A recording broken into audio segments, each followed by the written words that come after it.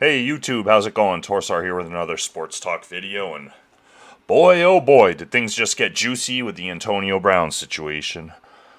Before I get started here, I'd just like to say, if you like the video, dislike it, please do so. Feel free to leave a comment. Subscribe if you want to see more content like this.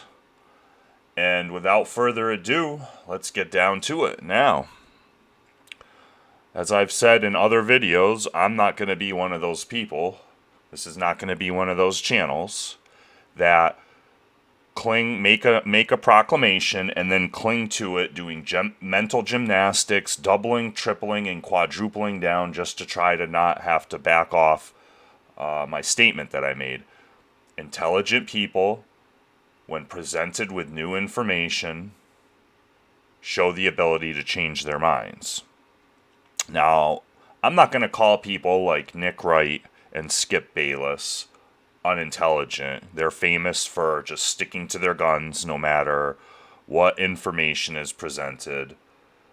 I don't know why they do it sometimes. They're usually very intelligent people. They make some good cases. Obviously, Skip is controversial sometimes. But you know what? He's also making the same amount of money as some of these mid-level players in some of these sports are. I mean, the dude signed what, like a $24 million contract? He moves the needle.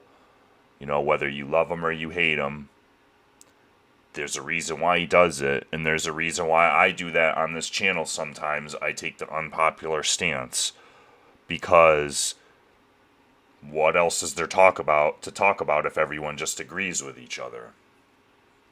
Now, this morning on First Things First, Nick Wright was saying that the information that Antonio Brown presented to us yesterday doesn't change his mind on the situation whatsoever. And I don't see how that's possible. He said that AB proved with his actions running off the field that it shows that he can't be part of a winning football team. What happened last year with the Tampa Bay Bucks? Wasn't Antonio Brown a huge part of that Super Bowl winning team without any incidents whatsoever? So right there, the guy was wrong. I guess you should maybe call him Nick wrong. And another trend I've noticed with some of these athletes, which Shannon Sharp disappointingly did this morning too, is because they have one instance or incident that proved the situation wrong, so that means that all other situations have to be that way. It's the same thing I was talking about yesterday with Ryan Clark, or the other day with Ryan Clark and Dan Orlovsky, how because they never saw this, or they never had a coach call, or called their coach, or whatever it is, that never happens. Now, Shannon Sharp said he shot up his ankle all the time, and from 1994 on, he shot it up every game before. So that means that Shannon Sharp had the same ankle injury that Antonio Brown did. That means Shannon Sharp has the same pain tolerance that Antonio Brown did. And that means that Shannon Sharp played in the same era where these guys are making more money, because we might think that all these guys made tons of money. No, even in the 90s, guys were not making money like this. Look at in the NBA how infamously Scottie Pippen had that low ball contract, where just a couple years later, Michael Jordan was making more in one season than Scottie Pippen did for the entirety of that contract. Things shifted. We think in the 80s, when free agency started in these sports, that all of a sudden these guys started getting these huge contracts. No, it took a while. It took a while before that big money started coming in. So Shannon Sharp played most of his career not getting those big bucks, all right? Now, he was still getting millions of dollars, so to most of us, that's like, all right, if you can't survive off that, then I don't know what to tell you. And obviously, he's doing pretty well now. But there's a difference between him, signing the contracts he was and still having to play football, and Antonio Brown, he could stop right now and be set for the rest of his life. It's what's famously known as FU money. If you got that FU money, well, you know what? You better watch how you treat someone. So I'm not condoning Antonio Brown's actions as far as how he handled it. And he addressed that in the statement. I'm going to read it in a second. I don't need to rehash the whole story. They have a story on ESPN if you want to read it. It just reiterates what we already know happened and then just goes over the stuff he already said in his statement. So I'm going to go over his statement on Twitter that Adam Schefter posted. But the guy didn't do himself any favors as far as the way he handled the situation afterwards, obviously considering there's already a narrative out on him. But that's just the thing. Sometimes these narratives are based off one-sided information. Obviously, the guy's done stuff before in his past. But if what he said is true, then I don't see how it doesn't change your mind at least a little bit. And where I would like to say it changes my mind, as I said in my last video I made about him, he will never play in the NFL again. Well, you know what? I'm probably wrong. And he might play next season. So, let's get into the statement. So if you have already seen it, bear with me. Hopefully you just enjoy the sound of my voice. And if you haven't read it, or seen it, well, let me do the work for you. All right. So this is Antonio Brown's statement. First of all, I'd like to express my gratitude to the Bucs fans and my teammates. The Bucs helped me return to productive football after I had had difficulties that could have ended my career. We worked together to resolve those difficulties, and I will always appreciate that.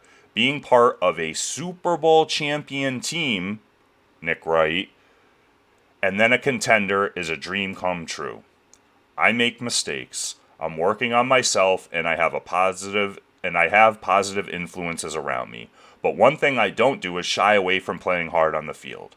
No one can accuse me of not giving it my all every play. Because of my commitment to the game, I relented to pressure directly from my coach to play injured. Despite the pain, I suited up. The staff injected me with what I now know was a powerful and sometimes dangerous painkiller that the NFL Players Association has warned against using, and I gave it my all for the team. I played until it was clear that I could not use my ankle to safely perform my playing responsibilities. On top of that, the pain was extreme. I took a seat on the sideline, and my coach came up to me, assuming this is Bruce Arians, very upset, and shouted, "What's wrong with you? What's wrong with you?" I told him it's my ankle, but he knew that. It was well documented, and we had discussed it. He then ordered me to get on the field. I said, "Coach, I can't." He didn't call for medical attention. Instead, he shouted at me, "You're done," while he ran his finger across his throat. Coach was telling me that if I didn't play hurt, then I was done with the Bucs. I didn't quit. I was cut. I didn't walk away from my brothers. I was thrown out. Being fired on the sideline for having a painful injury was bad enough. Then came their spin. Coach denied on national television that he knew about my ankle. That's 100% inaccurate. Not only did he know I missed several games with the injury, he and I exchanged texts days before the game where he clearly acknowledged my injury. He obviously knew I was on the injury list, and the GM acknowledged after the game in text messages to my camp that I did tell Coach about my ankle pain on Sunday. I know we were losing to the Jets, and that was frustrating for all of us, but I could not make football plays on that ankle. Yes, I walked off the field, but there's a major difference between launching from the line and taking hits compared to jogging off the field with a rush of emotions going through your mind. I am reflecting on my reaction, but there was a trigger. The trigger was someone telling me that I'm not allowed to feel pain. I acknowledge my past, but my past does not make me a second-class citizen. My past does not forfeit my right to be heard when I am in pain. First they cut me, now they cage me. Instead of asking how I felt or getting to the bottom of it, the team texted my camp, promoting a totally false narrative that I randomly acted out without any explanation. They even told us in writing, "Don't spin this any other way. I have stress, I have things I need to work on, but the worst part of this has been the Bucs' repeated effort to portray this as a random outburst. They are telling people that first I walked off, then I was cut. No, no, no. I was cut first and then I went home. They threw me out like an animal and I refused to wear their brand on my body, so I took my jersey off. As part of their ongoing cover-up, they're acting like I wasn't cut and now demanding that I see a doctor of their choice to examine my ankle. What they did not know until now is that on Monday morning I had an urgent MRI on my ankle. It shows broken bone fragments stuck in my ankle, the ligament torn from the bone, and cartilage loss, which are beyond painful. Is that how your ankle was, Shannon Sharp? You can see the bone bulging from the outside, but that must and can be repaired. The MRI has been read by 2 top orthopedic surgeons in New York City, including Dr. Martin O'Malley at Hospital for Special Surgery. Not realizing that I had already scheduled a surgery at HSS, the Bucks ordered me under penalty of discipline and with a few hours' notice to show up to a more junior doctor at HSS for another opinion. What a joke.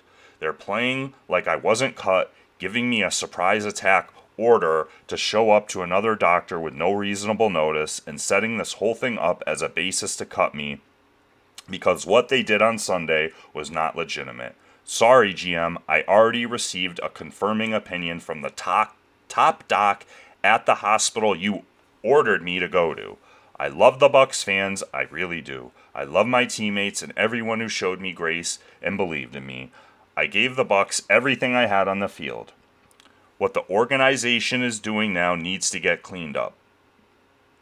I do not understand how people publicly claiming to be concerned about my mental health can do these things to me in private. Once my surgery is complete, I'll be back to 100% and looking forward to the next season. Business gonna be booming. Now, let me ask anyone who just heard that. Does that not change your opinion at least a little bit about what happened on Sunday? Because there were rumors as to what even transpired. At first, people were saying that they were like not letting him go back in because they thought it had something to do with his incentives. And then when you hear, well, they were trying to get him to go back in and he refused, it's like, well, as much of a problem as he's been, that just doesn't sound like Antonio Brown. So there was a lot of confusion. We now have a clear picture, and this isn't going to be the end of it. Because obviously Antonio Brown is trying to make his case for getting paid because the Bucks probably were going to try to make a case for not having to pay him.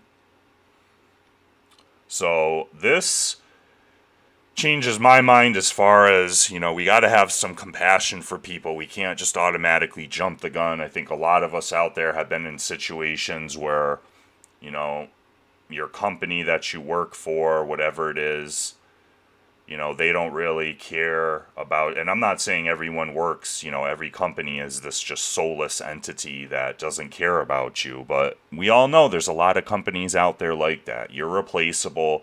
If you don't want to do the job, they'll just bring in someone else who does. And you know what? A lot of these times, these companies cut off their nose to spite the face because sometimes there's actually talented individuals out there that they get rid of and they bring someone else in to replace them and they just don't do as good of a job. And the companies lose money. I've seen it happen time and time again.